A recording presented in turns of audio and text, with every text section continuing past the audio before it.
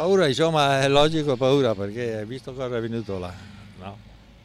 Adesso le previsioni non si sa, se ci fanno andare via ancora. C'è paura nel borgo di Schiucazze che stamattina si è svegliato di soprassalto dal frastuono provocato da un nuovo distacco di fango e sassi. Allora guardate, si vede la macchina operatrice che sta lavorando, ma alle 7:15 di questa mattina quel versante che era di colore grigio improvvisamente è diventato tutto marrone, è franato 3.000 metri cubi di materiale. Qui a Schiucazze continua il terrore, continua la paura e ora si sta decidendo se sgomberare il paese. Il materiale franato ha lambito le prime abitazioni della frazione. Fortunatamente non ci sono state conseguenze. Nel pomeriggio in municipio a Fara dal Pago è stata assunta la decisione temuta dai residenti. Per la sicurezza di tutti abbiamo ritenuto opportuno risgomberare ancora una parte del paese.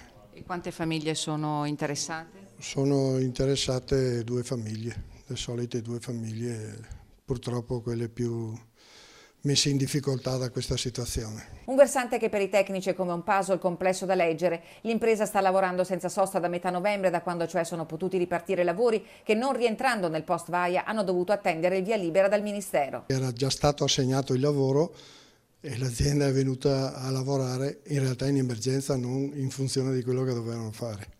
Questo purtroppo è quello che è avvenuto.